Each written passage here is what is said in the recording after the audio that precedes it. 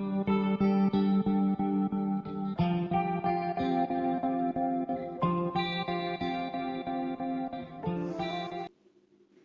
love is knowing a person faults and loving them even more for them. This is my favorite quote about love. So, hi guys, my name is Shivan Rajput, and once again, I welcome you all to my channel, A Tale of Rejections.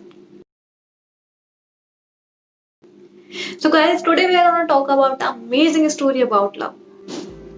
ये story है रोहन और नैना की, जो कि एक दूसरे से प्यार करते थे। और जैसा कि राहुल थोड़ा गरीब फैमिली से आता था और नैना थोड़ी रिच फैमिली से आती थी, इन सब के बावजूद भी वो दोनों एक दूसरे से शादी करते हैं और अपनी लाइफ आराम से स्पेंड कर रहे होते हैं।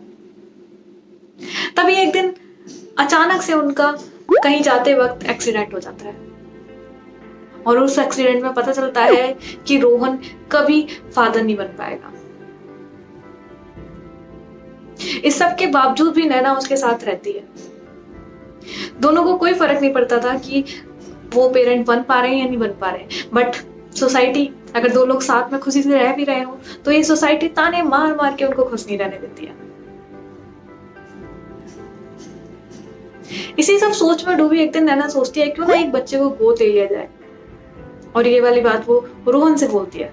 कहते हैं मैं चाहती हूँ कि हम एक बच्चे को गोद ले लें, जैसे कि एक अनाथ बच्चे को उसको माँ बाप मिल जाएंगे और हमें बच्चा मिल जाएगा, और ये समाज के जो ताने हैं वो बंद हो जाएंगे। रोहन फटाफट से मान जाता है और बोलता है ठीक है, हम एक बच्चे को गोद ले लेते हैं। और वो एक अनाथ आश्रम में जाके एक बच्चे को गोद ले लेते हैं और अपनी लाइफ स्पेंड करने लगते हैं।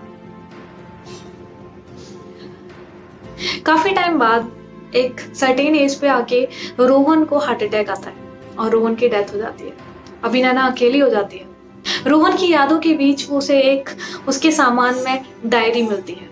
उस डायरी में उसे एक हॉस्पिटल का एनवलप मिलता है, वही हॉस्पिटल जिस टाइम वो एक्सीडेंट हुआ था तब एडमिट हुए थे।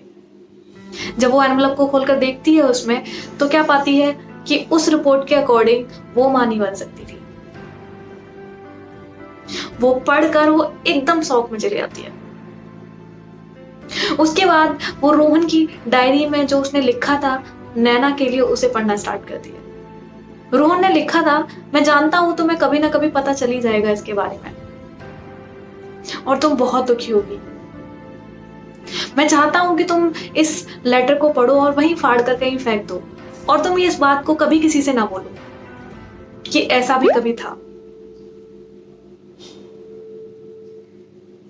उस एक्सीडेंट में हुआ ये था कि तुम कभी मां नहीं बन पाती और ये सदमा तुम कभी बर्दाश्त नहीं कर पाती, इसलिए मैंने डॉक्टर से हाथ जोड़कर विनती की थी कि ये बात तुम्हें कभी ना बताए और रिपोर्ट ऑल्टर कर दी जाए, तुम्हारे नाम की जगह वहां मेरा नाम कर दिया जाए।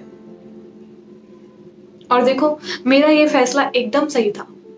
तुम चाहती तो तुम मुझे छोड़कर जा सकती थी, तुम्हारे पास एक ऑप्शन था कि मैं तुम्हारे बच्चे का बाप नहीं बन सकता था, पर तुम मुझे छोड़कर नहीं गई, और ये इसका जीता जागता प्रमाण है। और मैं चाहता हूं तुम आने वाले 7 जन्मों में भी मेरी वाइफ बनो। रोहन की ये बातें पढ़कर नैना के आंखों में से आंसू आने लग गए। Guys, moral of the story, दोनों के पास ऑप्शन थे, दोनों चाहते तो अपनी अपनी लाइफ शुरू कर सकते। रोहन चाहता तो ये बात उसको स्टार्टिंग में ही बताकर वो अपनी लाइफ नए तरीके से स्टार्ट कर सकता था, और यही बात नैना पर लागू होती है। वो चाहती तो वो भी एक नई लाइफ स्टार्ट कर सकती थी, क्योंकि उसे पता था कि रोहन कभी बाप नहीं बन पाएगा। इसके बावजूद भी उसके साथ जिंदगी भर वो अच्छे से रही। तो दोनों ने एक दूसरे के लिए सैक्रिफाइस किया, दोनों ने एक दूसरे को समझा, और रोहन का वो एक झूठ उनके रिश्ते की सबसे बड़ी सच्चाई बन गया। तो ये ऐसा हमारे साथ भी कई बार होता है। छोटे छोटे झूठ अगर हम किसी की भलाई के लिए बोलते हैं तो शायद वो गलत नहीं होते, थोड़ा बहुत तो एडजस्टमेंट करना ही पड़ता है। ट्रू लव की शायद डेफिनेशन ही यही है कि आपको उसकी जो कमियां हैं उनके साथ एडजस्ट करना ही पड़ेगा।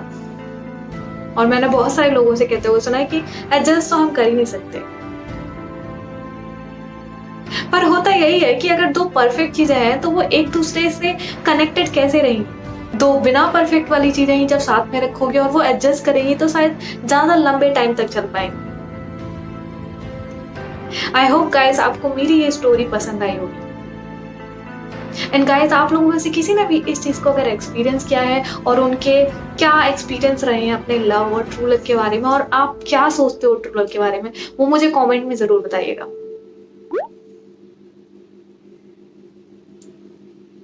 Till then, guys, keep smiling, stay happy, stay healthy, and as always, hit like, share, and subscribe button.